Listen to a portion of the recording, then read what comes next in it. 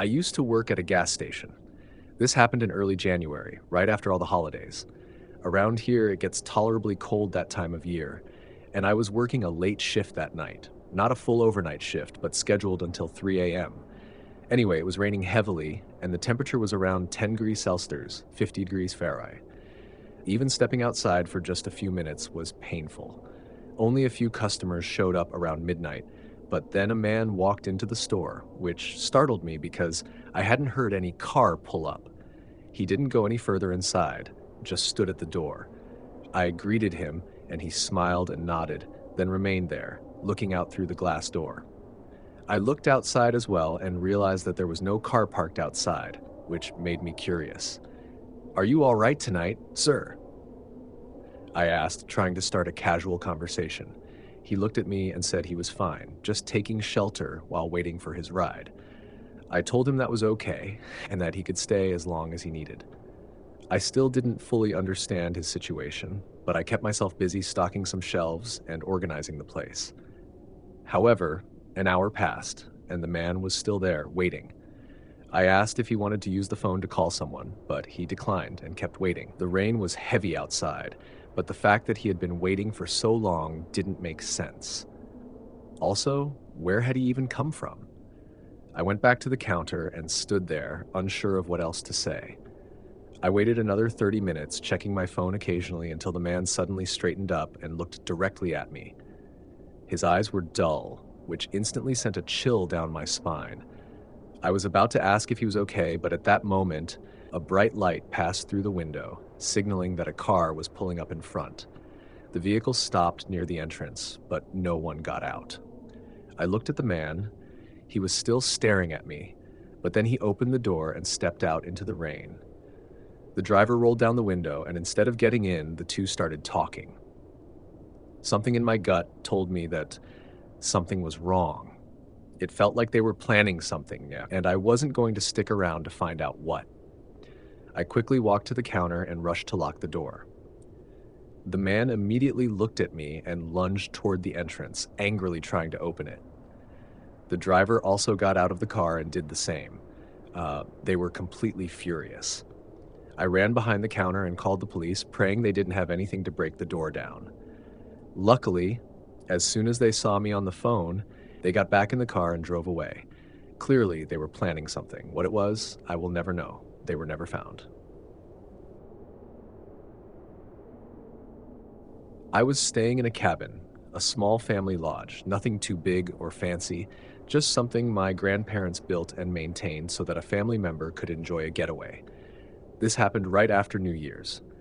I had planned to stay for 3 nights in the cabin, which was in the middle of nowhere on an isolated property. I had to arrive by motorcycle, which was normal for that time of year. When I arrived, I turned on the heater and organized my things in the room. Within just 30 minutes, I started to feel the relief I was hoping for. Time there was slower, peaceful. There was nothing to occupy my mind. I could just lie down and enjoy the tranquility. The rest of the day was great. I woke up early at sunrise, made breakfast on the wood stove, and bundled up to go out and fetch more firewood. When I opened the front door, I was surprised. There were footprints in the mud leading up to the cabin. Immediately, I stepped outside and looked around. Then I followed the footprints for a while. They led into the forest with no signs of heading toward the road, which was several miles away. How could they be there without using a motorcycle? And why were they there in the first place? I was really confused, especially because if someone had arrived during the night, I would have heard something in the morning. I grabbed firewood from the shed and brought it inside. I kept debating whether I should go out to investigate, but I figured that if someone had been there and did nothing, maybe it was just an accident. Besides, leaving the cabin and coming back would be a hassle. So I sat by the fire and kept an eye on the footprints for 2 hours, but nothing else happened. As the sun rose higher and the temperature became more comfortable, I took off my jacket and decided to take a walk in the forest to pass the time. I took the opportunity to follow the footprints and see if they led anywhere. Maybe I would find another cabin, which would ease my mind. I walked for about 20 minutes without seeing anything except the continuous trail of footprints in the mud cutting through the forest. Suddenly, I saw something ahead. I lifted my head and looked around. Everything went silent. The trees and the mud were all I could see, but I was sure of what I had just heard. A step. There was no mistaking it. A chill ran down my spine. Someone was there, hiding behind one of the trees just 3 or 4 meters away from where I stood. Hello? Is someone there? I asked, but there was no response, not even the slightest sound. The tension grew.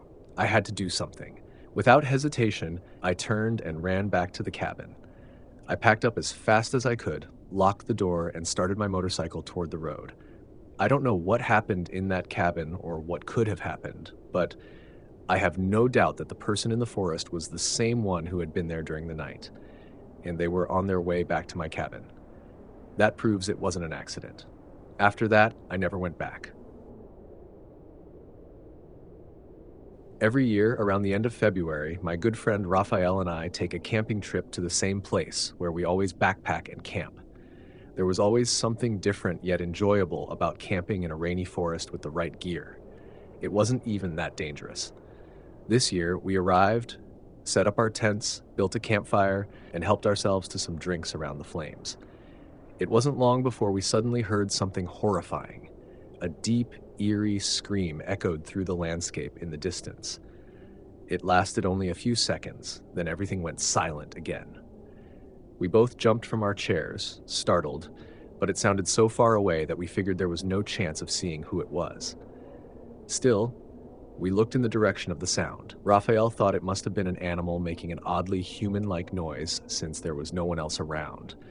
I was sure it was a person, but either way, we didn't know what to do about it other than wait and see if we heard it again. Time passed, and nothing else happened. The sun began to set, and the temperature dropped. We gathered more firewood and prepared some food. Then, out of nowhere, the scream again. This time, it sounded closer, maybe 60 meters from where we were. Raphael and I exchanged glances, both thinking we should probably take a look before the sun completely set. I grabbed my knife just in case, and we both bundled up before heading into the forest. We walked cautiously, unsure of what we were looking for. Maybe we had made it about 45 meters in when suddenly we heard it again. This time, almost right next to us. I stopped and looked toward the sound, but there was nothing. I glanced at Raphael, and he looked just as concerned as I was. We stood still for almost 5 minutes until he started moving forward slowly. He passed a few trees when, suddenly, he froze. I could feel the fear in his body language. I ran up to him and nearly vomited. There was a deer carcass lying on the ground, definitely freshly killed. That's when I felt Raphael's hand hit my shoulder. I looked up, and across the forest, there was a person. They were just standing there, wearing almost no winter clothing, watching us. Raphael gripped my shoulder tighter, and I understood the message. We both bolted back to the campsite. We didn't even speak as we packed our things as quickly as possible and got out of there. I can't explain what we saw, who was out there, or even if that person was the one making the screams. After that, we stopped going to our usual camping spot and moved to a different area, hoping never to encounter anything like that again.